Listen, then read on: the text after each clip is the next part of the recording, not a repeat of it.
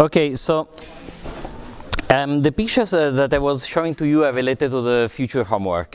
So I want you to build a site into two stages. You know, there is going to be two remaining homework, and so you will build these into two stages. The first stage is something like this. The idea is to build a very simplified, a super naive version of Instagram, but it will work this way. You can register your own account, and you will, choose your name, etc.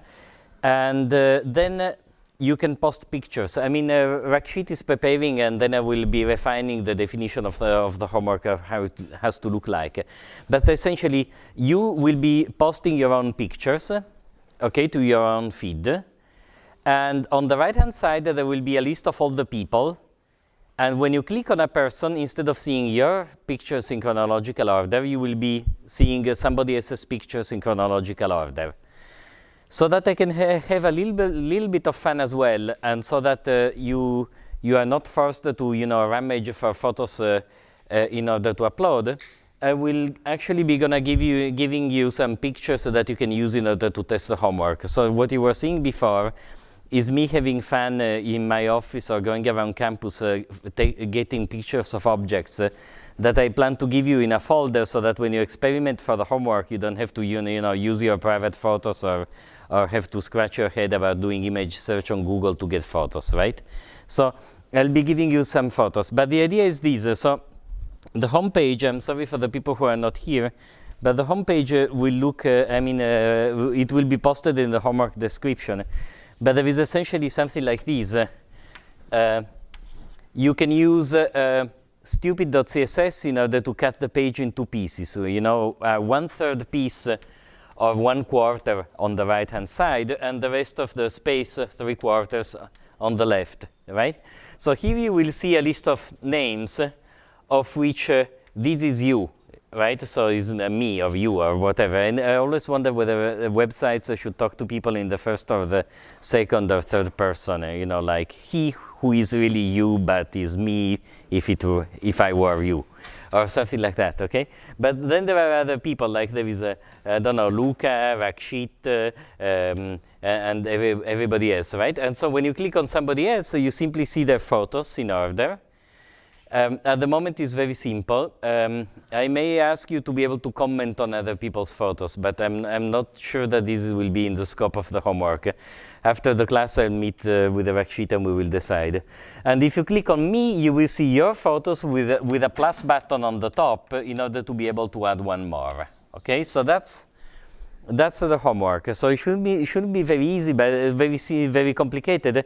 But it's also not incredibly simple, because now you have to use this drop zone uploader that I introduced in one of the previous classes. Okay. Now the second homework that I will assign later will actually work as follows. When you browse photos, you will be able to click on a shopping cart below each photo. So the uploader should be able to set a price. And when you click on the shopping cart below each photo, you're going to be able to put them in your cart, and then you're going to be able to check out and pay for them.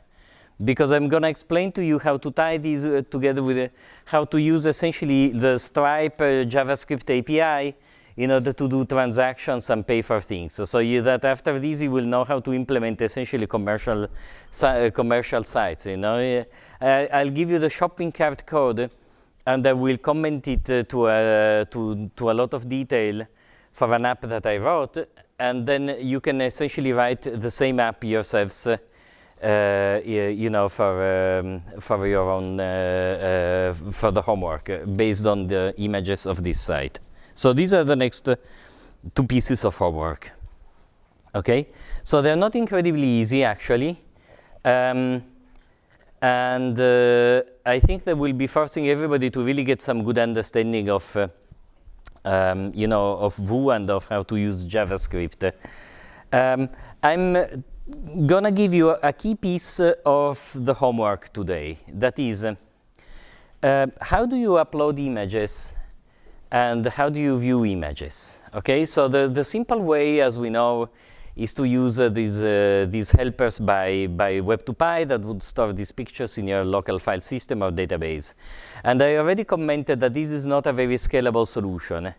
How would you do it in the real world? And so I'm going to give you, because teaching a class is a bit asking out of you to do difficult stuff, but it's also giving you some pieces that are difficult. And I'm going to give you essentially today some piece of code that is very difficult to write. And that uses actually the cloud in a nice way. It's not super difficult to write, but there is this code that basically depends on you only, and you can write it easily and test it easily. And then there is this code that interfaces to various things you don't quite know how they work, and that is actually incredibly expensive in amount of sweat per line to write. And so this is the latter. So I hope it will be really useful to you in this sense. So the idea is this: if you want to build a sort of Instagram clone or one of these things, you don't want to be in the business of storing the images on your local database. But what is more, you don't even want to be in the business of receiving the images in the first place if you can avoid it. Because if you really want to build something like that, somebody is going to go around, snap 4 megabyte images and trying to upload them to your site. And your site can be a bottleneck. I mean, not when you have 10 users, not when you have 100, but when you have 100,000, yes, right? So what you want to do is essentially be able to upload your images to the cloud without the images ever touching your own servers. Okay, and I want to teach you how to do this, so that essentially your server will be in charge of all the metadata, but of none of the big image bytes. So the way it works is as follows. I want to teach you really how I set it up, because I think it's, these are the useful bits of information. So what I did is this: I went on the Google Cloud Platform. I think this can be done also on the Amazon platform. I know the Google platform better, so as in all things, this class can only be a sample of the variety of things you can do, right? And so I'm giving you a sample based on the Google Cloud. And it's going to work as follows. My idea is that I built a bucket that is called Luca Teaching Images. So bucket names on Amazon S3, but also on the Google Cloud, are global. So once you call your bucket Luca Stupid Name number 1, that name is visible to everybody. Not everybody may have the right to inspect the contents or even check the existence, but there is a global namespace for buckets. So I had to call it Luca Teaching Images, okay, and get that bucket. That is one of the things I did. I just created the place where the images will be. Okay? Then I did the following thing. Okay, it's not here anymore, but I can do reopen the page. I went into IAM and admin. Okay, so let me open it in another tab.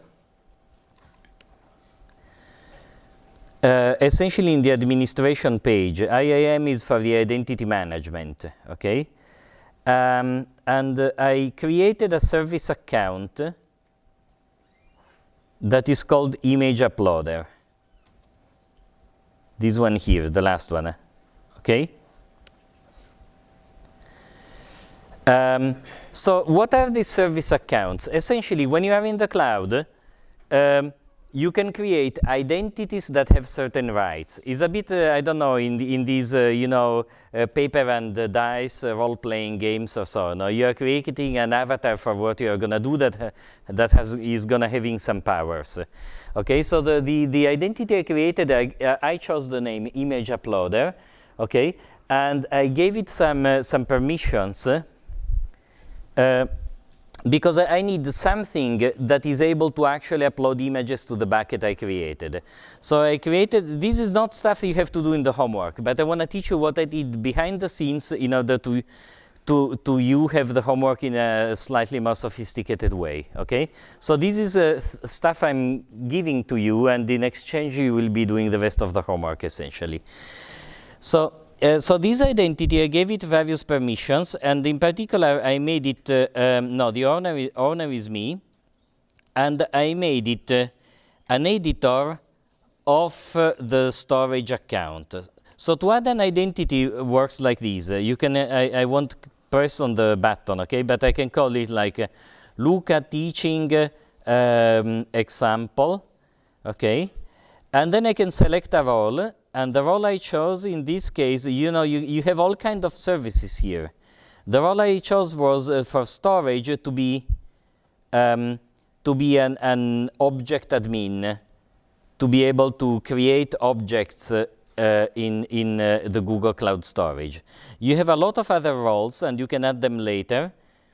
For example, you can have a role that is a logging admin or writer or viewer, and in this way I could create identities that are able to view the logs on the cloud. There are many roles you can create. For each one of the services, essentially you have various roles that you can define in order to be able to use these services. And when you do this at the end, especially if you have you can create a new private key. What is the business? How will this work? So in a word, what I would plan to do is this. When you want to upload an images, I want a flow of control that goes like this. You want to upload an images, and you will be asking an app that I wrote for the permission to upload an image. Okay? In response to this request, I'm gonna give you back two URLs. A URL that will contain the permission to upload the image, and a URL that will contain the permission to view that image. Okay? So one to upload and one to view it later. The URL to upload the image, you will be using it as a destination of the upload in this drop zone plugin. The URL to view the image, you can instead store it in your database as the URL at which the image will be forever after available. Okay? That's the general idea. And I will go into detail into how this works during the class. Okay? But the problem is that in the cloud, I need to have some code written by me that says, hey, I want to authorize somebody to write an image with this name in the bucket. Okay? So I need to have a key for the service account I'm going to build so that that service account can prove it is who it says it is and create the permission to write every image in the cloud. Okay? It may be a bit obscure, but keep in mind, I'm building a service account with a name. My name was Image Uploader. And I stored somewhere on my disk drive, and I will show you where, the key that I generated in JSON. It sounds complicated. It is somewhat, right? Essentially, imagine this. You want to say, I'm Luca De Alfaro, and if I want to prove it, I pull out my wallet and I show them my driver license as one of the ways I can prove it, right? Now, in the cloud, I created an account that is called Image Uploader. And so what's the equivalent of this driver license that I can show?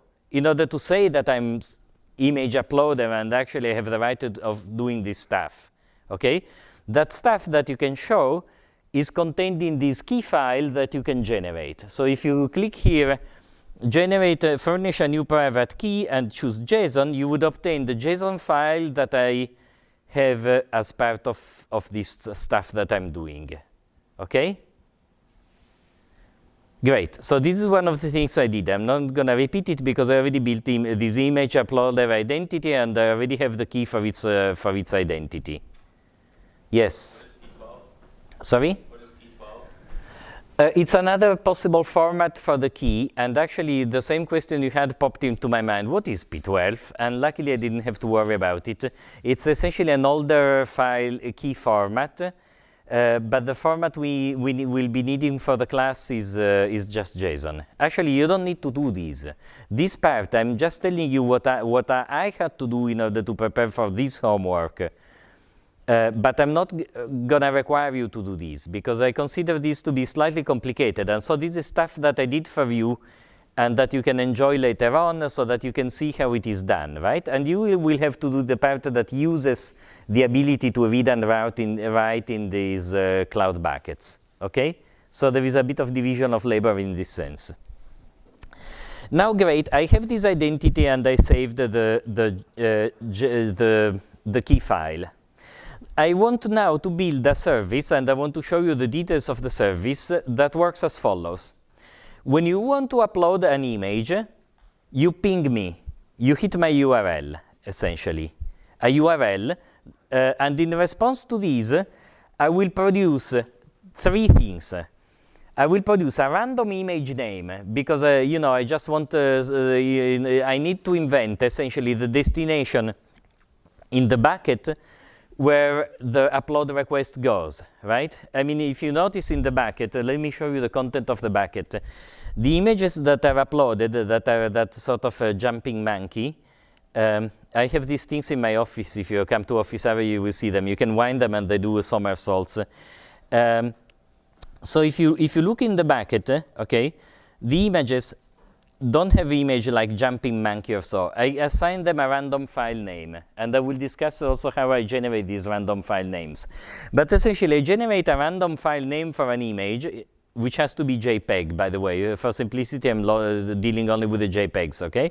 So I generate a random file name, and then I generate two URLs. One signed URL that enables you to do the put, the upload to the cloud, and one signed URL that enables you to do the get, so the image request for displaying it, okay?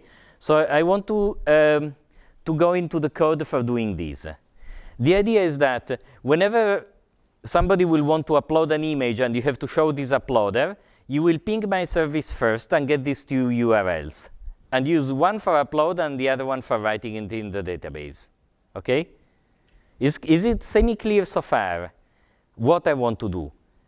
How I do it, you don't have to understand it in a sense, because it's not useful for the homework, but I think it's incredibly useful snippet of code. I mean, it took us various hours to do it. It's code that Massimo Di Piero and I wrote actually for commercial purposes, right? I mean, we are always happy to give out snippets of code, and it's no secret. It's documented on the Google documentation how to write this code, but it's, you know, documented in a way that is not straightforward.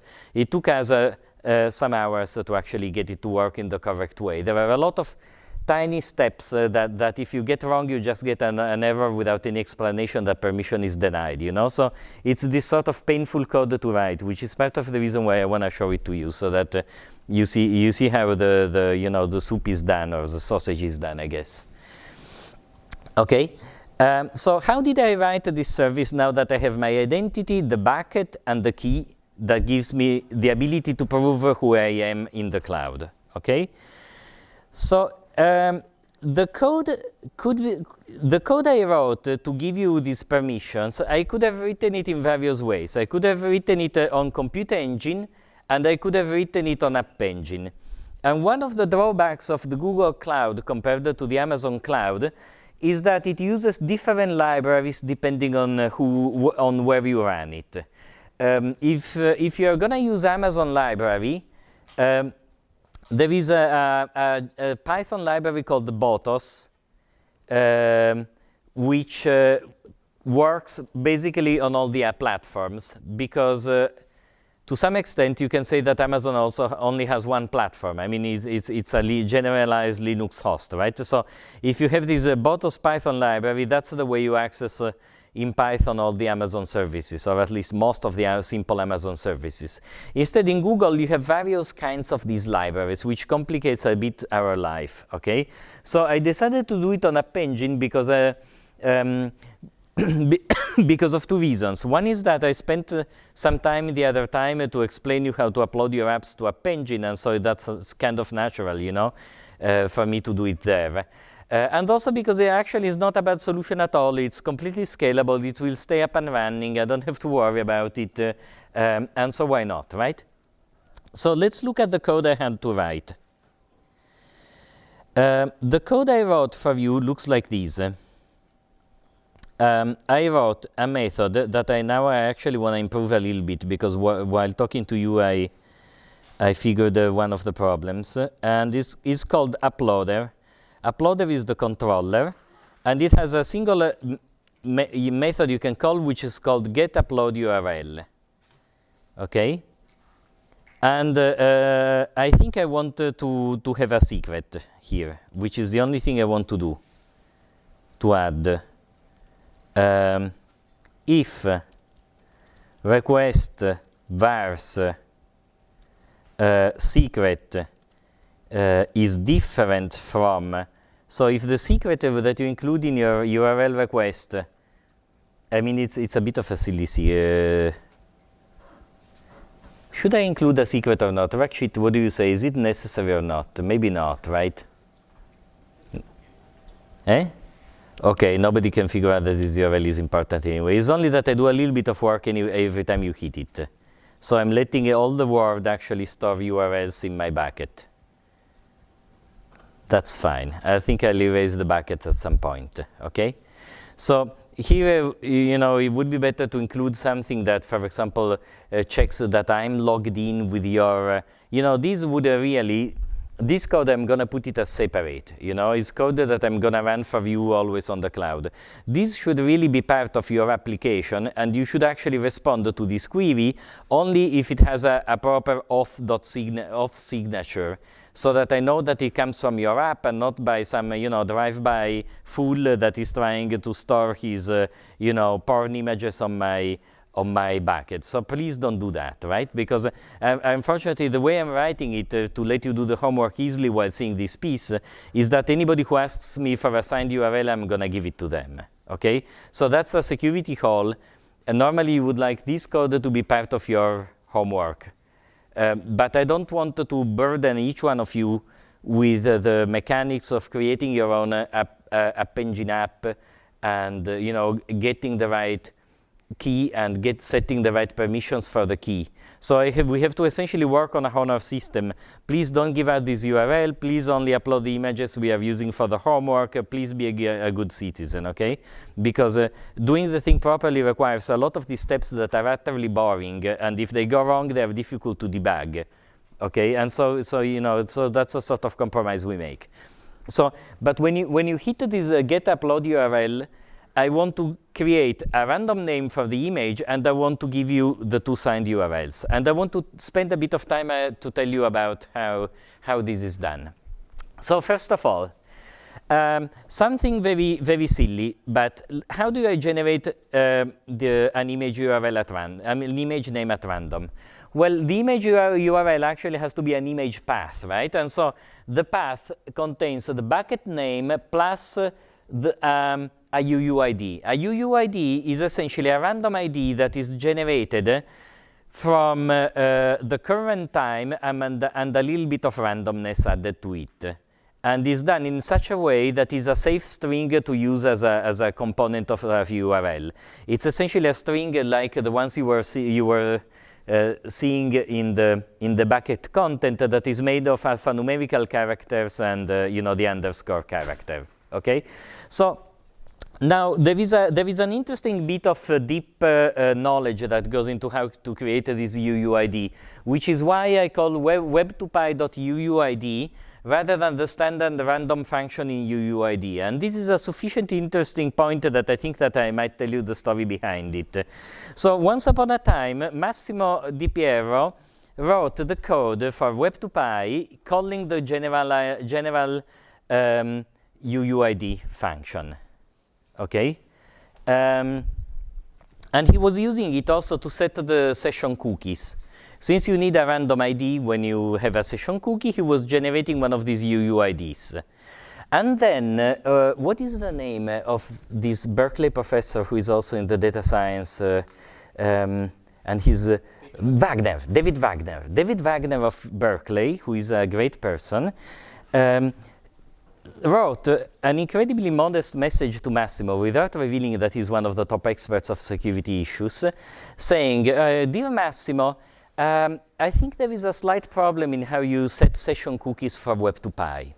And I want to tell you the problem because it's important in cloud development. The issue is this. Massimo was using the UUID function of the classical random number generator. This works well, except that in the cloud, if you do something like that and you bring up many instances, the instances are completely cloned. So the random number generators may actually be generating the same random sequence of numbers.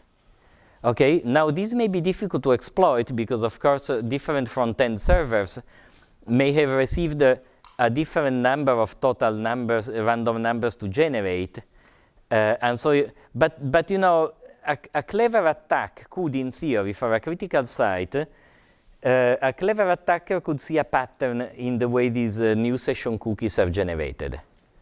Okay, so let me repeat a moment what the problem is. The problem is that often in the cloud, not if you use, also if you use App Engine actually, when a new instance is generated, it's identical to any other new instance that is being generated. If you do it on Compute Engine or Amazon EC2, this happens because you have essentially a copy of how the hard drive needs to look like at boot time, and when you boot it, blank, you get a fresh copy that looks exactly like that, right? There is, and in App Engine it functions for similar reasons. So David Wagner and Massimo corresponded for some time, and you can still find the history if you look at the source code of this Web2Py UUID. Actually, I think the pointer to the discussion is still there in a comment. Let me see if I'm right. I need my glasses to see. Where are my glasses? I need my glasses to see my glasses. No. Yeah. You see, so if you go to this Google Groups discussion, you can find the history of why this is done in this way. But essentially, the implementation tries to inject some bits that are dependent on the host on which you are, even though the host was cloned. And one of the solutions is to actually go fish out bits out of the network interface address and other characteristics, because that is going to be different, you know. Every machine, even though it's cloned, is going to have a different IP address, and you can use some of that to inject initial randomness.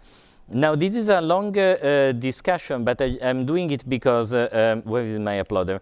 Because I want you to be aware of the fact that the cloud is a sort of strange environment where to work, right? Things that don't happen on a single server happen there, and you have to be careful with random number generation in particular, okay? Or how to seed it, okay? So this Web2Py UUID gives you a UUID that is properly seeded, okay? I agree that in this case I need not be so paranoid, but why not? So this image path is an image path that looks like, there is a bucket name, which is my bucket. It's here. Look at teaching images, and then there is the random name. Now, first I tell you what I do, and then I tell you how I do it. I have this GCS URL function that I wrote that takes various arguments. You need to specify the path you are assigning, the verb for which you are assigning it. So Google Cloud Storage signs your request. Okay, and your request includes what you want to attach, which is the path, but also how you want to attach it. I mean, are you putting that is writing, or are you getting that is reading, right? So you need to specify that, and you need to specify if you put the content type of your request. A GET request doesn't have any content type because it simply says, give me that, you know, and it will be the response that has a content type. But a PUT request also sets the content type on Google Cloud Storage, and so I'm saying that actually, I assign that image path only for something that has the content type of an image JPEG. If you want to put there an MP4 video, I won't let you, because the content type won't match. Okay, it's a bit annoying sometimes that this has to match, but it has to match. The other thing is that every signature is not valid infinitely, but it has an expiration.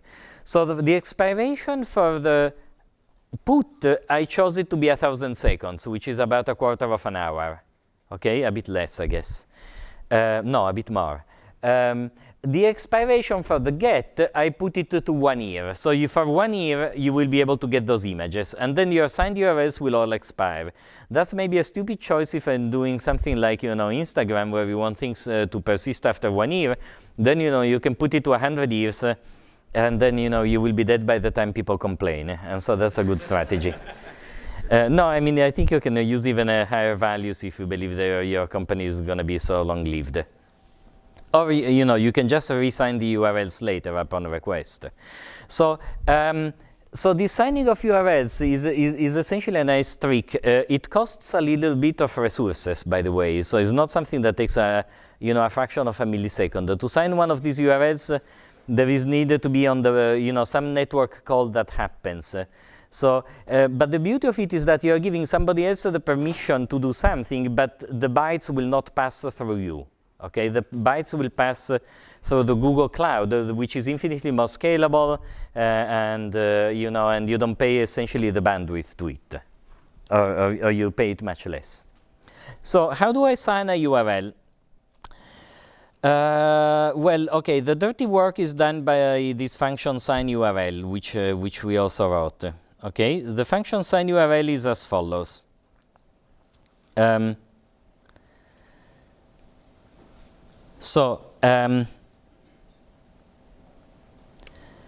It gets the key, it normalizes the path, it creates the URL, because when you talk to the Google Cloud, you have the bucket name, but also you have this prefix that says httpl storage googleapis.com, and then comes this part, okay?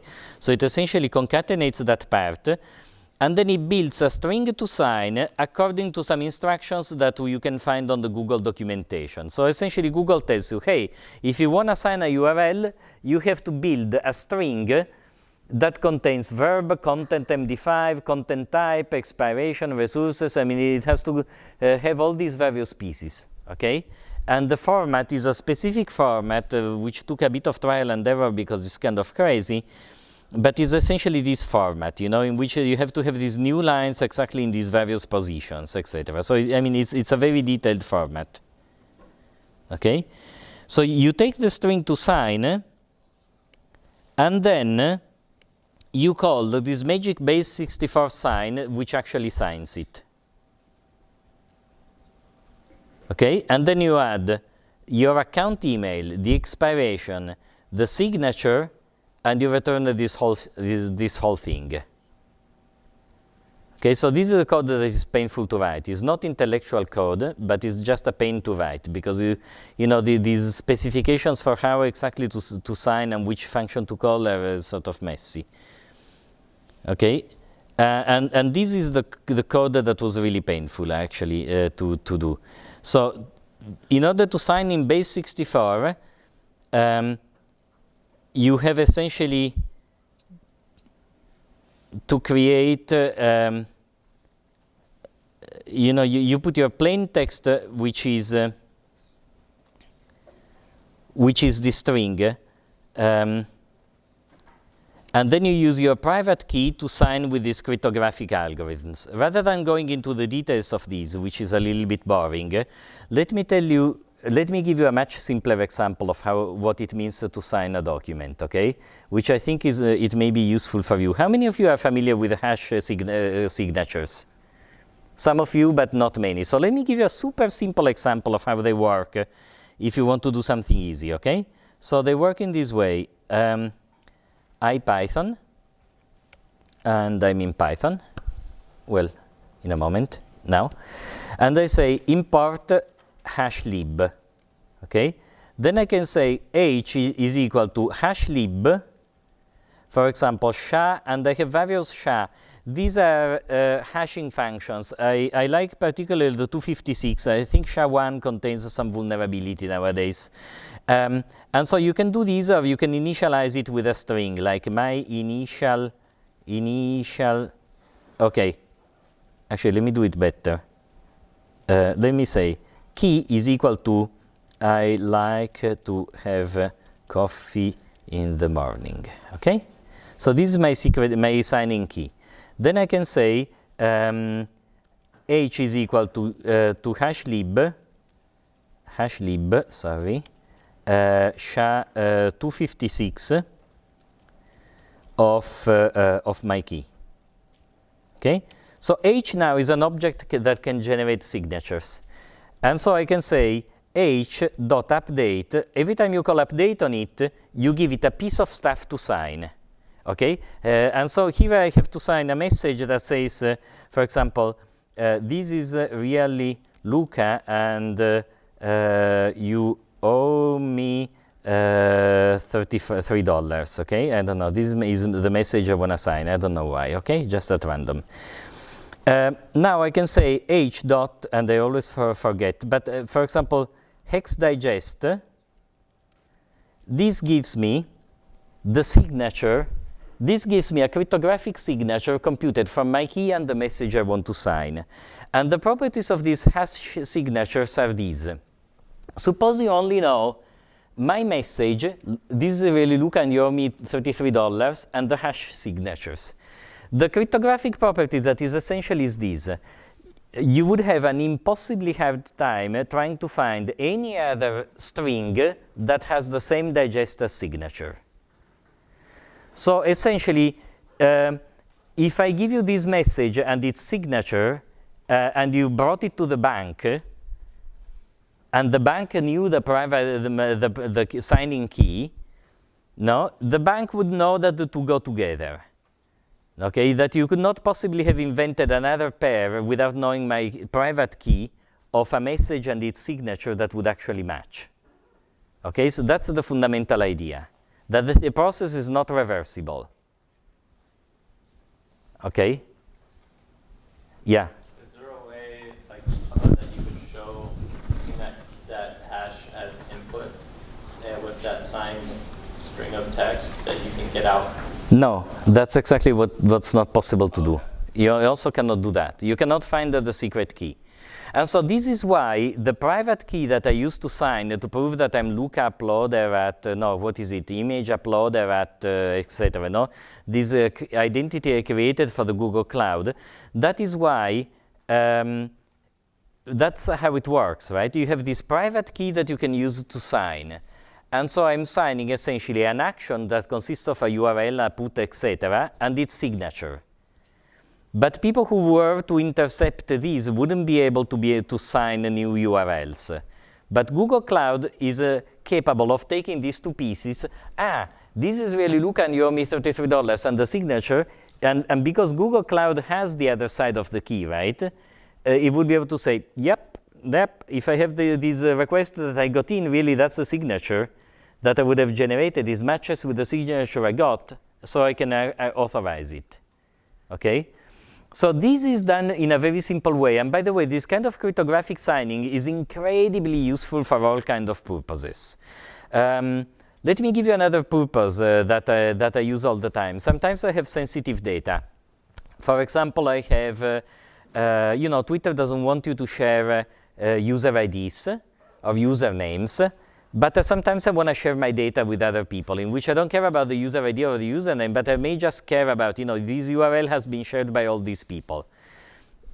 What do? Well, I invent a private key, and instead of, if I know that, Joe Smith tweeted that URL, I take Joe Smith, I compute the signature of Joe Smith, and I share the signature of Joe Smith, knowing that people, from the signature, they would not be able to get the message back, right? And so in this way, I would know that I'm giving you random strings from which you cannot get back the original username, and yet two similar usernames are incredibly unlikely to have the same signature, because that's, that's the property. There's essentially is not one-to-one correspondence because it's finite length, but it is incredibly high probability to be one-to-one. So say you send that message, how would the receiver know that this message was sent by you? The receiver would have to share my private key in this case, my signing key. Okay. So you would have to. Yes. In this case, in this case, yes. This is not really a public key cryptography scheme. It's simply a hashing scheme. Okay? So you're simply signing the requests. If you had a key K and a key J that were both the same thing, and then you did the hash, would they be the same? Would the signatures be the same? Sorry? Okay, so you see you said K equals whatever, and then you did H update like that. So suppose in addition to K, you had something that was J equals the exact same thing, and then you did J update with the exact same thing.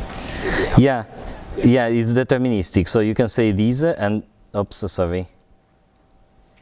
Sorry, I wrote something silly. SHA-256 of my key K, no? And then I can say j dot, I can j dot, and I can cut and paste, I guess, no? And then j dot hex digest would still give me the same string. Of course, because you need to be able to do it multiple times. And that's exactly what happens, right? You sign it the first time and give me the message and the signature. I have your same key. I sign it another time and check that the two signatures match. Okay, so that's a typical application. I use it. These are a little bit like parsley over a lot of the things I do. Let me think at other yeah. Yeah, let me think at other things I do it in this way. It's an extremely convenient thing. By the way, sorry? Like a checksum? Yeah, you can use yeah, these are checksums, right? But I also use it to let me. Okay, maybe I should not waste time and I'll think at good examples. I just want to dispel one thing. There is sometimes an approach in people to say, hey, wait, but you don't have centeredity, you only have high probability. And I just want to say that this is true, but this is also the way everything works in the web and for cryptography, right? So there is always a possibility that I somehow magically guess the very long Facebook cookie somebody else has, right? But in practice, these kind of things are so immensely unlikely that you better worry about meteorites falling on your head than that happening, in a sense, right? And so the security by difficulty to guess is actually the only security one ever has. And you can do information theoretic arguments on why this is true. There is no other security than this. So this is the security one can hope to have. Yeah. Well, HTTPS is more complicated, and I don't think I'm prepared to talk about it without reviewing it first. But essentially, HTTPS has a first phase in which there is a key exchange which uses public and private keys in which you establish a connection, and then you share a session key. And then you use the session key to do actually a symmetric encryption of the content, if I remember correctly, okay? But What do you mean? Sorry? Yeah. Oh, okay. I was going to say, isn't it with security, there's no such thing as a secure system. There's threat models that they just go against. They try and minimize the types of threats that can be. Sure.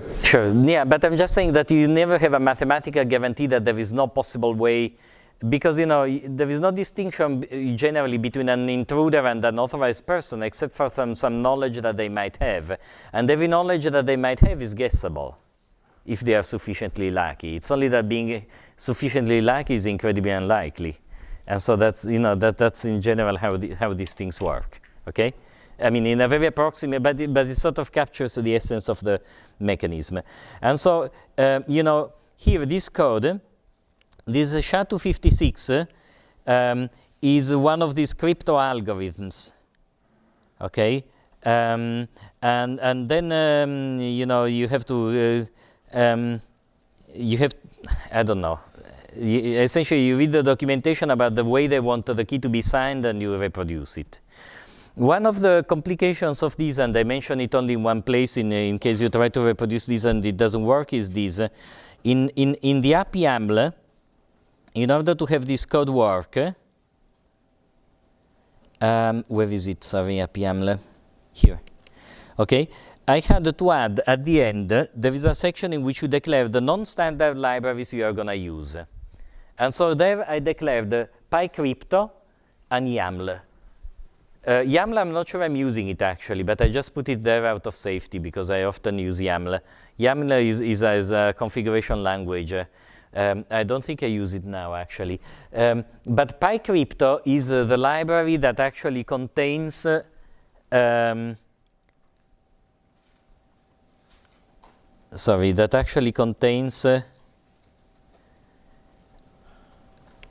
these declarations, is the library that contains crypto. And so this is the boring part, I guess, that I didn't want you to have to do, because I can tell you that defining the base 64 sign, actually I was lucky that Massimo did it, but I think I was working with him at the time he did it, and I could hear him, grumbling while he was trying to get it right, because the documentation is not fully, or at least at the time, was not fully explicative of exactly how to, can these things in the proper way so that it would accept it on the other end. Okay, so but that's how you sign it. Okay, great.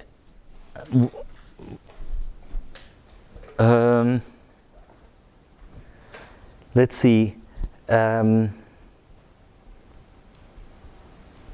Yeah, okay.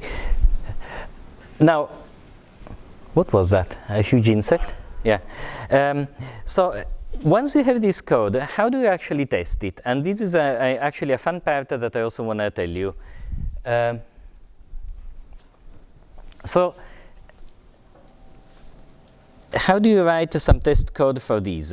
Essentially, I don't want to have to deal with these via web browser, right? Because I want to write a little bit of code that is able to get an image from disk, put it, ask for a signed URL, put it put the image on the Google Cloud storage, then read it back and check that it's actually readable, okay? And this is very useful for you to know as well, because it gives you ways of, interacting with web endpoints programmatically rather than via a browser from code, right? So this is actually knowledge that is extremely useful for you.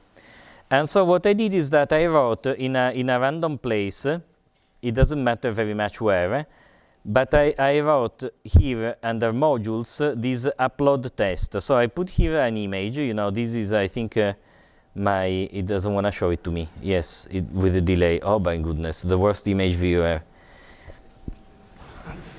No, so there is my image of the now Celebr's monkey, and then I wrote this file. So if you have ever to programmatically do web requests, you should use the library that is called requests. There is actually a long story of Python libraries for doing HTTP calls. The original ones was called URL lib, then there is URL lib2, and they were rather messy to use. I don't know, it was just messy, a lot of lines of code, very non-Python. Python, everything you do needs to be simple, right? And those libraries instead were very, very, I don't know, baroque in the way you needed to set up a call. And so somebody later came and did this library called requests. The documentation is very easy to find. You just simply Google for Python requests and you find it, okay? And there, these are the things I love, in the top lines of the page, it gives you an example, and that's half of what you need to know, actually, okay? So when I learned Python, I decided it was a great language because people were going around me with these Java tomes containing 500 pages, and I thought if a language needs 500 pages to be explained, it's certainly no good. And then, Python had this marvelous primer that was maybe 60 pages that you could read in a couple of hours. And that's how I decided to learn Python many, many years ago. And I think that was a good decision process. Great things are simple. And so this library is also simple. So what I do is this. This is the URL to my service, okay? Because my service, I forgot to tell you, I'm going to upload it to a version that is called upload. And so its full name, it will be, actually HTTPS I think would be better. Its full honorific name of this service that gives me the URLs is, and this you need to know for the homework actually, so you need to this is stuff that is relevant to your homework. Now, the API you have to hit in order to get the permission to upload is this one. The service is, the version is upload.lucateaching, which is my app engine how it is called? My app engine project. .appspot.com, and then start uploader get upload URL. You know, this is just a fully qualified complete URL that you need to hit in order to get these the permission to upload, right? And if you look at it, when you hit this URL, sorry, I just want to bring it to your attention, you get a dictionary that contains a signed URL and an access URL, one for writing, the other one for reading. Okay? So how do I test the code, and how do you essentially have to use it yourself? Okay, I build headers that have content type is equal to image JPEG. So headers is a dictionary. You know that in every request there are headers. I've shown them to you often with the browser, okay? And here I'm setting that the header content type has to have value image JPEG because it needs to match my signature, okay? So if there is problem with the homework, maybe I will have to ask a bit of help to Rakshit, but if there is problem with the uploader that it does not give us the correct image content type, then I need to change the way I assign URLs. Okay, but I hope this works because image JPEG is the most standard, so everything should work. So, you know, I'm 99% certain that this will work. Okay, so I need to do two things. First, I need to do three things. I need to ask for the pair of assigned URLs. I need to upload to the right URL, and I need to read from the read URL to check that the image is there. Okay, that's what I want to do. So, to get an upload URL, I do this. I do a get request to my API URL, which is a service I just built. That is all it takes to do an HTTP request to a URL. R is my request object, and what I'm doing is that I'm reading its JSON content. So in 2 lines, I've gotten the JSON content of the answer to my request. That's beautiful Python, right? It's very concise. Now, once I have my JSON content, I read the put URL and the get URL as the 2 pieces of the dictionary that I'm building there. You see, signed URL and access URL, this is a dictionary that I'm building for the return, and I'm reading it here, okay? And I print these 2 URLs. So this is phase 1 of the test. You know, I hit the service I myself wrote, and I get these 2 signed URLs back. At this point, I need to upload the image. So with open of image file as data, so data at this point has as value not a string, but a stream. You know, a string is obtained if you read a stream in a whole blow. And then you get a string that maybe, you know, a couple of megabytes long, which contains the image bytes. But requests, among the many favors that it does to you that would otherwise be quite annoying to do yourself, is able to upload files. Files are uploaded in actually a slightly different way. A small string is uploaded in a single blow, right? It's like, here is a string, hops, thank you, bye. A stream is uploaded with a protocol in which it's as if you are passing to your upstairs neighbor a rope. And you give them the beginning of the rope, and then they start pulling, and you start easing it to them up, no? So essentially, you start to say, hey, this is an upload of a big file, you know, and here are the first, I don't know how big, I mean, that's the protocol they choose, they negotiate, you know? And the other says, give me 10K, here are 10K, okay, give me 100K, here are 100K, give me another 100K. No, they talk each other back and forth. This protocol is called a streaming upload. This is what you do every time you need to upload something large. It's not one single request that traverses a unit, right? It's the server and client that talk to each other to slowly ease this larger content up, okay? To have this happen with a request library, what you do is that you feed it as data. You know, the request is a put request, so it's a write. It is to the put URL that I just received from the cloud. The put URL is the signed object, right? The data is going to be this file, not a string. If you give it a string, it tries to ship it up in a single blow, which is not ideal for big objects. If you give it a stream, it will try to stream it up, which is what you want to happen, okay? And then the headers are specified. And then I print upload outcome, and I print out of the request, I print the status code, just because I want to check that the status code is 200 or the request succeeded.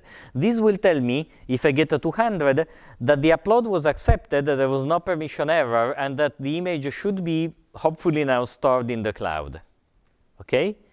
Now, to do a GET request in the other direction is actually easier, because what I do is simply this. I sleep for 1 second, and then I say request is equal to requests get. Now, a GET request is to get content. I use the get URL, and that's it. I don't have to do anything special. You know, the streaming is handled by requests. And now I simply get print get status rec.status code. Okay, so I don't actually try to read the image back, but I just want to know that my get request got a 200, because that's all I need to do for checking. Is there some relevance to why you sleep for 1 second and not half a second? Yes, so this is a problem that is I could sleep for longer, but and I'm not entirely sure that sleeping is necessary. But let me tell you one problem that you will notice if you use Google Data Store, and that I fear that I would notice if I use these. Okay, so a service such as Google Cloud Storage is a very largely distributed service. Okay. Let me tell you a phenomenon that happens in Data Store, and then why I thought of it when writing this code. In Data Store, the following happens. When you write data, the data is not immediately available for reading, because the data that you write to the Google Data Store, which is distributed NoSQL database, is distributed across very, very many machines. So occasionally, the data is replicated, and the replication protocol they use is a variant of Paxos, if I remember correctly. You should take the distributed systems class here by Peter Alvaro or whatever he does. Any classes taught by him should be great. But imagine that your information is replicated in 3 different places. You do a write, and as soon as one of the places has a commit, you get the answer that your write succeeded. But the write is succeeded, but is not yet propagated throughout the whole system. Now, when you do a read for data, or when you do a scan for data, sometimes you don't hit the same instance where your write was committed, but you hit some other controller, because the whole system is replicated. And that controller may not yet have the data. And so here I was an epsilon worried in the back of my mind about a similar phenomenon happening, you know, that maybe your write succeeded, the information is committed there, but if you hit with a GET request through another front-end server, maybe the state of this front-end server can be ever slightly so out of date. No, I mean, I just don't know how these things are implemented. There are some subtleties in dealing with very large systems. Usually, they guarantee you eventual consistency, or some versions thereof, which means that if you wait for enough time, the information will actually be there. But I don't think they give you a guarantee of the time delay with which you can read back what you wrote. Okay? So that could be a cause of trouble. And one really has to read the specifics of each service. Since I haven't done that, because so far I never had problem with the cloud storage, I just thought that sleeping 1 second was better than going nuts. Okay? But there are these sort of subtle aspects to how to use these various very scalable servers. Okay? So this is the code, and if you run it, it would produce some output like this. So let me see. Okay, so let me magnify a bit. Okay, so if I run this code,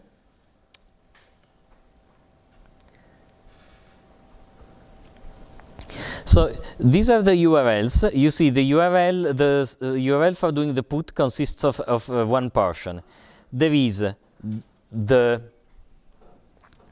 URL, I mean, there is the endpoint where you actually want to write. Okay. Then there is some information in plain text, expires, who I am, what is my identity that I claim I am. Okay. And then there is this random, this hash signature that essentially validates my request. which can only be produced if I'm in possession of my private key that I downloaded when I created the identity, okay? And the read URL works in a very similar way. Again, it contains up to here the location where I want to read. Then it contains the expiration time. It contains my my identity, and again the signature, which is of course different because the request is different. What does it say, TensorFlow? Yeah, it says TensorFlow because I have multiple virtual environments for Python, okay? No, actually, it's an incredibly good question. I have multiple virtual environments for Python. And one thing that unfortunately happened some time ago is that Python changed the version of its SSL libraries. I mean, it fixed some bugs in its SSL libraries, okay? And so, because I do everything I do in a hurry, unfortunately, and I'm guilty of that, I remember while preparing for this class that I had updated the version of my SSL libraries, at least in my TensorFlow environment, okay? And I noticed actually yesterday night late when I was trying to do some other work and my HTTPS requests were failing. Okay, and then after going nuts for about 20 minutes, because you of course think that you're doing something else that is stupid, you realize it's because I was in the wrong environment, in the plain vanilla environment where I still have my old SSL libraries. Okay, so that's the real problem. And so if you are in a Python environment, I think the command I had to give is something like a pip install or pip update of the libSSL, something like that. Yeah, unfortunately, it belongs to this family of things that you do, and then you promptly forget the details of, no, because the problem is solved. But so yeah, I'm in my TensorFlow environment just because I know that one works for HTTPS. Actually, your question is so good that we can try to see whether I was right to be paranoid. This may be useful for you actually to know if you try to run your own code from some other place, okay? So here I'm not in my TensorFlow environment. And this still works, so I wouldn't have needed to become paranoid, okay? So yeah, great. Yeah, you know that you can have multiple environments in Python. I don't think I want to go into that exactly now, though. So this is one example of thing you can do using the cloud. Okay, the cloud gives you a very large amount of services. I don't know that I can cover all of them. I mean, obviously I cannot cover all of them. I can cover some other one of them if you are interested, and you are free to request it on Piazza. I don't promise to be able to do it because sometimes, I mean, these things are never conceptually hard, but sometimes they take some hours of debugging to find the right way to sign things or do things. Okay, but so and I just wanted to reiterate how neat is the idea of actually enabling uploads and downloads without ever touching your servers regarding bandwidth. No, this is marvelous. It means, for example, that if, as it happened to me, if there is a class with 100 students who develop media, like movies they were doing, and they all have the deadline for uploading their movie, they're all uploading movies to Google Cloud, not to GradeGrader. So all these upstreams of, I don't know, there were like 100 megabytes each on average, they were going to different machines on the Google Cloud, not to my 1 or 2 servers that I had. I would have had a bottleneck otherwise. And in this case, I didn't have it because, the Google Cloud storage is distributed. A lot of people use it. And so each request you do is probably going to go to a different backend machine, right? And so they don't overlap, and the networking is difficult to build a single machine with a lot of network bandwidth. But it's easy if you distribute your system to be able to have a lot of bandwidth, each one of which goes to a different machine, maybe even in the same data center, but a different machine. That's much easier. Another way of doing the same thing that I could have done, I just tell you for completeness, is the following. Instead of going through this nightmare of signatures, what you could do, and I don't know if I can write the code on the fly for you. I think I would prefer to give it to you later if you are interested. But what you can do is this. I could have accepted the upload in my Web2Py app, and then I could have written the file to GCS. Okay? That would have given me one advantage. I would have never needed to reveal to you where my backend storage is. Okay? Because you essentially upload it to my app. Okay? Now I'm responsible for the bandwidth, but I don't reveal to you where the storage goes. The other advantage is that if one day I change from Google Cloud to Amazon Cloud, all these URLs are still valid, right? I mean, the problem of moving it from one to the storage to the other still exists, but is my problem as a company, but the URLs that are out there are valid. These URLs are unfortunately pinned to a particular source. So it might be a better idea. For the homework, for easiness, I'm asking you to put the signed read URL directly in the database, because so you have a URL that always works, reads the image for you, and your problems are solved. But in truth, that's not super optimal, right? It would be somewhat better that you ask for the signed URLs at the time you actually need to access the content. And then the problem is that there is a bit of latency in getting a signed URL, you know, a fraction of a second, but the image loads slowly. And so then you get into the nightmare of how to actually do a production site that is both scalable, secure, cheap to run, and yada yada. So, you know, those problems are still difficult. Questions or? Yeah? When you do a request, is there any like callback to tell you when it's? Yeah, that's another thing that is slightly on the nasty side. And I think the answer is no. So CrowdGrader doesn't actually use Google Cloud Storage. It uses the blob storage, which had a better mechanism built in it. The mechanism is something like this. You upload a file. The file is stored in a totally random place. So you don't have to invent a random ID like here. You can call your ID homework1 Joe. And this thing hits the cloud and is stored in a completely random place. And then the web request is redirected to your main server. You know, imagine that you have a big fat web request that contains a photo to be uploaded, right? Essentially, the photo is stored, is stripped out of the web request, and the web request with the photo replaced by the information on where the photo was stored is forwarded to your app. And so whenever you upload a homework, you can call it a completely common name. You don't need to go through this mess, right? You can call your upload with a completely common way. It gets stored on Blobstore, and then I get the notification that your upload succeeded, and I process it. So actually, the upload of files in CrowdGrader was a mess to write correctly, because Blobstore contains some bugs. But the short of it is this, that most unfortunately, for some reasons I don't understand, Google wants to phase out Blobstore that had this very nice mechanism of notification built in. So in this way, there is no notification to the server that the upload succeeded.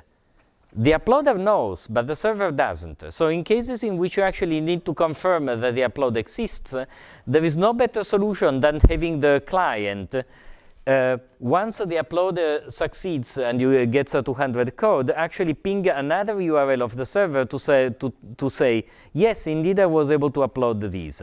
It is a nuisance. It is indeed a very large nuisance, but I don't know how to do better, okay? And the problem is that I think Google is doing it because Amazon S3 also works in this way, and so developers are used to this sort of service without the forwarding and without the notification. But it is indeed a pity, and the question is excellent, okay? How are we doing, time-wise and brain-wise? Is it too complicated what we are doing? Is it okay? I'm okay with what you're doing, but I'm familiar with a lot of it. But what I was wanting to ask is, what kind of validation options do you have? So you want to upload an image. Is there any way to check, or like to say the server only accept if it is an image, only accept up to a megabyte, only if it's these dimensions, anything like that? It's a good question. I don't know. I never had to do that. I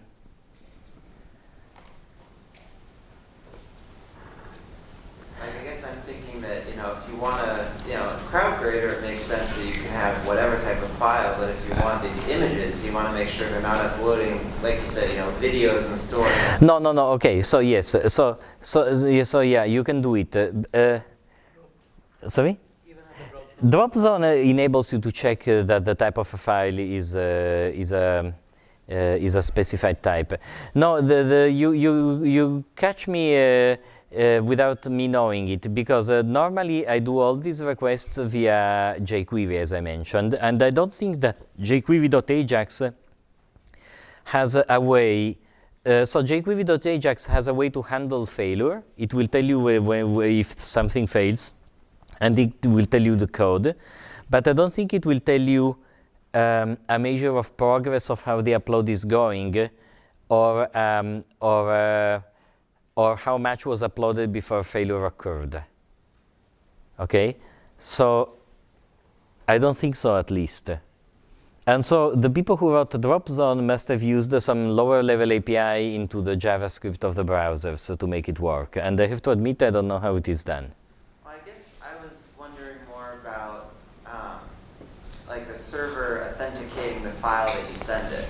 So if you, are a malicious person and you're like, I don't want to use, I'm just going to make my own JavaScript that uploads my own file to their bucket that they give you. They give you. Yeah, so this is very unsafe. So you're essentially is saying, how would I secure what I'm doing in an app that I would write? And this is an incredibly reasonable question, and this is a question I can answer, okay? So essentially I would do something like this. And I repeat, the only reason I'm not doing it with you doing the whole job is to keep your homework job a little bit easier. But the real way this would be done is something like this. You have your Vue object, you are the browser, okay? And I'm the server. So I expect you to be logged in, okay? And when you are logged in, this URL that you hit in order to get permission, wait, sorry, I have this eyeglass problem. The URL that you need, that you hit, these would be protected by an auth requires signature, okay? At that point, I would at least know that you are not a complete unknown, but you are one of the people that signed up to my service. Now, the question still arises, are you abusing my service or not, right? And so in order to avoid that, then, I can cook up various solutions. For example, I can keep a counter of how many images you have uploaded.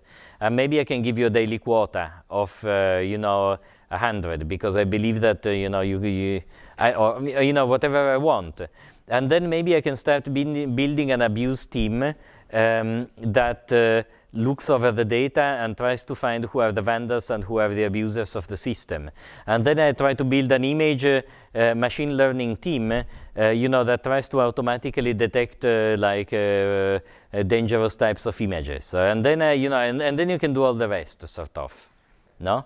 And another problem is that in Web2Py at the moment, there is no cost to creating a new account, right? But maybe what I want to do is, there is Twilio, which is this company that offers an API to send messages to mobile phones.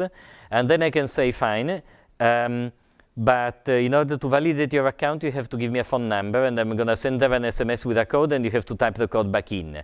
At that point, I keep a correspondence between the accounts and the phone numbers. And if your phone number has too many accounts, then I may become suspicious. Now you can still go around and buy these, drug dealer cell phones to get. Do they still sell them? I know. Sorry. They're called track phones. Okay. Yeah, you can buy these track phones to build a lot of accounts, right? But then it starts having an economic cost, right? Because now I don't know how much they are, but I believe they must be around $50, I guess, no, something like that. I'm not sure. I mean, you see the problem, right? And so you can raise the cost, and then you can build a team that tries to detect related accounts, no? So accounts that likely belong to the same person. because then you can find via links to the credit card that bought the phones, or if they were bought with cash, but maybe you can get the network location of the. I mean, you can do a gazillion things, and so yeah. I'm not sure if we're going to get to this or not, but what's the role of drop zone specifically on the front end? The role of drop zone is this. It's not really required. But the problem is this, okay? You have a Vue app, or you have a JavaScript app, and you have a file system that you cannot access. I mean, there is no JavaScript equivalent to the command I was using in my test code, open this file and read it up. No, you need to do it in a different way. So how to do it? And this is another thing in which seems simple but is not. Why exactly, I don't remember. There was Massimo telling me, oh yeah, there is this other way of doing that works great. And then I tried it and it didn't work great. And so I found the drop zone to be very reliable and easy to use.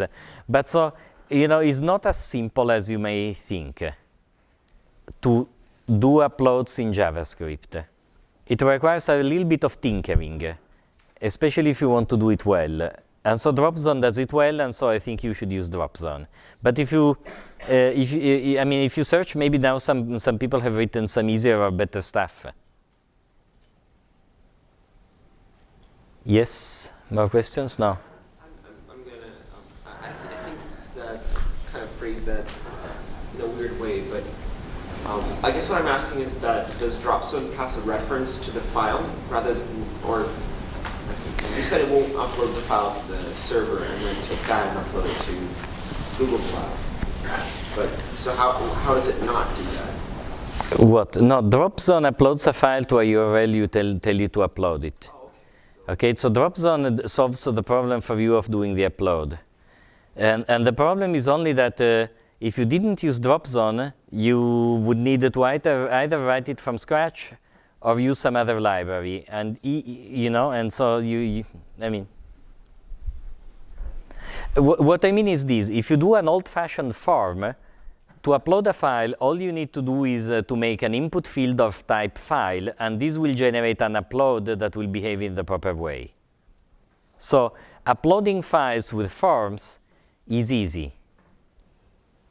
Okay. Uploading files in JavaScript is not, except if you use various libraries as helpers. That's my sort of summary. Okay? So now, let me try, in the short time that remains, to write a little bit of the homework solution for you, or as much as I can write in very vague terms. Do you have other questions? So, let me sort of build a scaffold a moment. So this is already in the cloud. Let me go to here. So this code is in a branch that is called the Luca GCS uploads. Let me do git checkout Vue. Okay. Git checkout branch Vue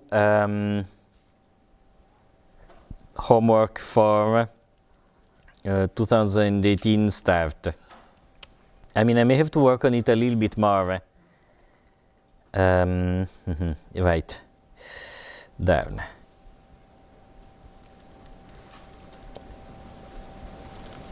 One moment.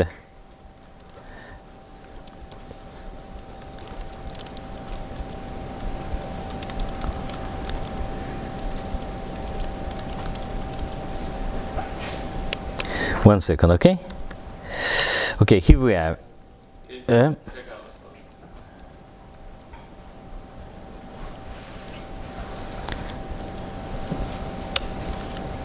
Okay, great. So, how would we do it? And I think we may need to write some. What's a good strategy? We want some Dropzone code right into it, and we want a function that gets the URL. Let me give them some approximation of these for how to do the uploads, which may be one of the hardest pieces. So which code did I do that does the uploads? So the music player, right? So let me code in the way I really code when I code. So now I'm just trying to do stuff from scratch on the fly. Why is this file still here?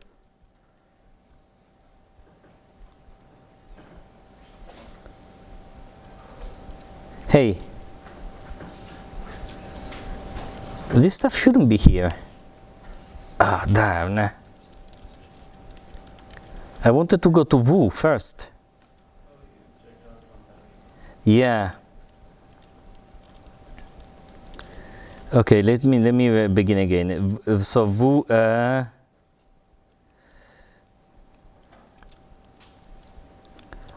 Okay, fine. Now, what do I put in the Vue thingy? I want to put what I did in the music player. So I go to GitHub, no, Bitbucket, sorry. I go to Bitbucket and to the music player code, and I want to grab there a little bit of code that I wrote. So, where is it? It's still here. So, sorry? Thank you. And then I want to look first at Vue default index.html, okay, which is where the Vue code lives. So there are all these URLs, but these I leave for you to do, okay? What I care about is something like this. I want to essentially copy this code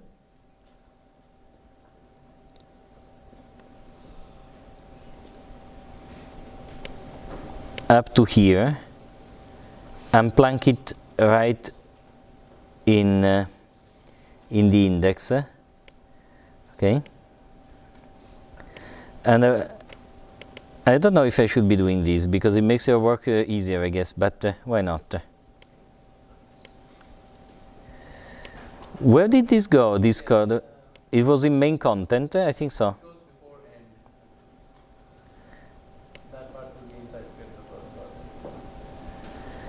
Yeah, but you see, then this goes into the main content. Yeah, we can just delete the end and main content from the second point. I mean, I'm getting sort of crazy. I think it's this way, and I need to eliminate one end, right? Something like this. Okay, so what I did is this code. I mean, I don't know if you need this, but so if you read the drop-zone documentation, it says that as upload URL, you can give either a URL, as it is here, or a function, okay? And so I want to essentially give a function that, when called, will produce the right URL and return it, okay? Something like this, right? And I don't know that what I'm writing is going to be gold-plated and correct, but let's try to do it. So instead of URL, I'm going to say app.get upload URL. So this should be the one critical change, okay? Also, this is, image, JPEG, and etc., no? Other changes are there. You see, so here there is this drop-zone thingy.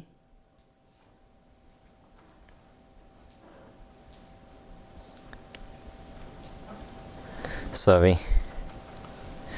There is this drop-zone thingy, and here I would need the uploader div. Okay, this is already done. So drop files here to upload them or click to select them. So actually this kind of works, okay, with the scaffolding code. And now I need to write this get upload URL. You see, I refer to it via app, okay, because app is the name of what this self object will be evaluated to. I say app, no, I return self and then I assign it to app. So that's the object that I create in Vue. Does it make sense? So let me just write the other piece of code and then I ask you whether it makes sense, because this sort of back and forth a connection between the two pieces of code is essential. So there is static JavaScript, there is the default index.js, and here I can write something like this. Here, for instance, I can find self.get upload URL is equal to function of no arguments. Okay, and that's the place where I write it. So does it make sense to you that app get upload URL is actually this function? Okay, because if you look at it, this is an attribute of self. I return self and I assign it to app. Okay, so that's the way you connect in the two directions. So sorry if I go slowly on this, but it's you know, sort of the sort of critical place. Now, what do we have to do here? Well, here actually is kind of easy, because what we have to do is done in that file that we did before. So we have to essentially hit this endpoint asking for a pair of URLs, and we will be so lucky as to get a pair of URLs. The upload URL and the get URL. And I think the only messy trick, and I don't know how to do it better for you, but the only messy trick is this, that you get the two of them at the same time. So in the same moment you get the upload URL, you also get the visualization URL that instead you need to stick in the database. And there, I think there is a tiny bit of delicate logic, because you have to essentially, you know, store this get URL before you can use it as the URL of the new object you are creating. So let me try to write some code that sort of does what is needed, okay? So here you would have to do some sort of, it's a get, right, to get this information. Actually, it's a get JSON. And the URL would be, the URL is now lost. Oh goodness. Yeah, because it's now lost in the other Git repository, right? So and now I'm in the wrong branch of it. No. Okay, yeah. Git-K is the solution to all problems. No, too many problems, though. So you see, because I can go examine other branches, right? And so I can, for example, see in modules that it is upload test, and here it is, haha, yes. So this is my upload URL. It may not be pretty to use it as a string constant, but I'm gonna do it. Okay? So this is the URL to which I do the get, and then when I get the data back, I do two things. Right. So var put URL is equal to null, or maybe self. Why not? Self put URL is equal to null, and self get URL. So, and then I say something like this. Self put URL is equal to data of, and I had some sort of silly names for them. But, you know, one is called signed URL and the other is called access URL. So, signed URL. Self get URL is equal to data of access URL, okay, and then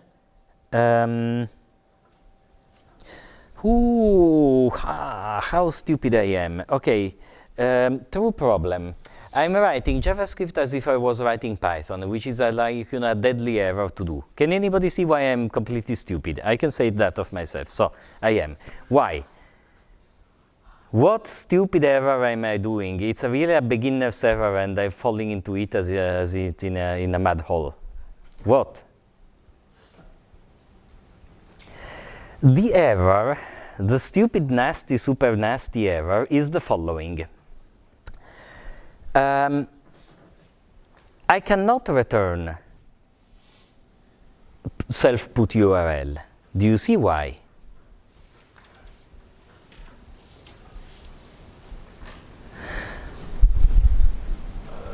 It's not in the data section of Vue. No.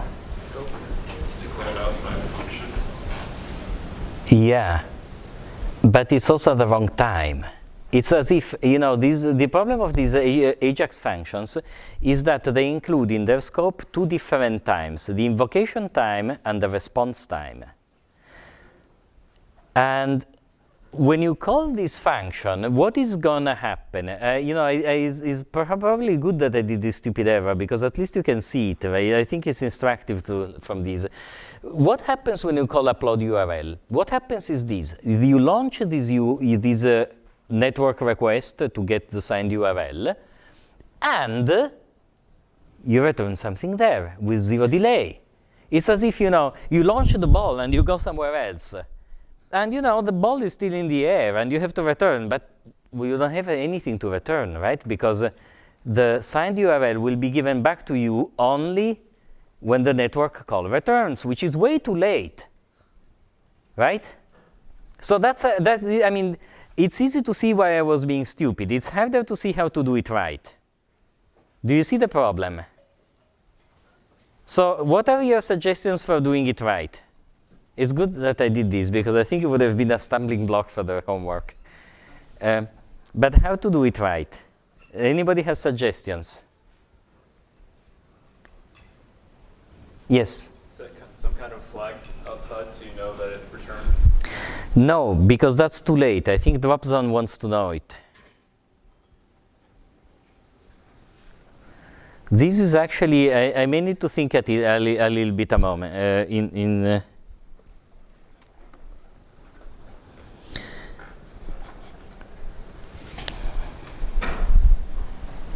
So there are various solutions, but actually I would have I got homework for myself essentially, I guess.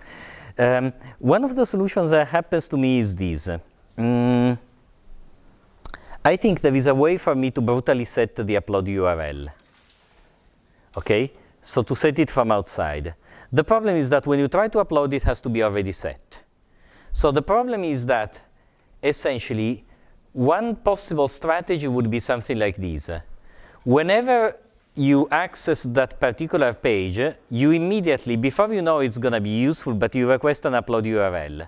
Because if it's not useful, the CPU time you consumed on my server to request it is going to be wasted. And that's, unfortunately, I don't know how to do otherwise, okay? But you are not storing anything there, so you will not be using the storage going forward unless you actually upload something. So essentially, the idea would be that as soon as these uploads, actually you do a similar call and you set a value for put URL and get URL. And whenever an upload succeeds, you actually generate a new pair of URLs for the next upload, which is, a mess, right? And it is. But I think it would be the way it would need to be done. And I don't have a much easier solution. Slightly easier would be when we hit the press button. When we hit the plus button, yes, of course, we can do it when we hit the plus button. When it turns to not null, then only DropZone gets loaded, like the DropZone UI appears. Yes, you could also do that. So Rakshit is suggesting a refinement to the idea that you launch this call to get the signed URL when you press the plus button, and you wait to display, to call the show method on the div of the drop zone to when you actually get back the signed URL. It's a bit ugly to have this delay, right? But I think a slightly modified version of what he says is that you actually show the drop zone immediately, but I'm sure that the drop zone has an enabled or disabled flag somewhere that you could toggle. Okay, so that would be slightly better in user interaction. Still is unpleasant, I have to agree. So I think I've painted myself in the corner of having to provide you this code, unfortunately. Yeah, okay. But this is why I'm slow in giving you homework, because I'm trying to give you interesting problems, and this requires me to build some stuff behind them. And so sometimes I get it wrong. Yeah? Is it possible to then put in the random upload URL and manipulate that on return? No, because you don't know how to sign it. The server is the only one that knows how to sign. So you cannot generate a random URL. You could be generating a... As in, put it into the upload function and then change that URL right after it returns. Or is that not possible? I don't know. I wouldn't particularly do it. Because then these are the asynchronous problems that, you know, what happens if you change the URL while the thing is working? Like, boo, I don't know. I mean, yeah. Unpleasant. Right. Yeah, what time is it, by the way? So 55, yeah. So, you know, well, at least you see a real problem, and so you will see the solution, okay? I'll use one of these implementations and give you the code.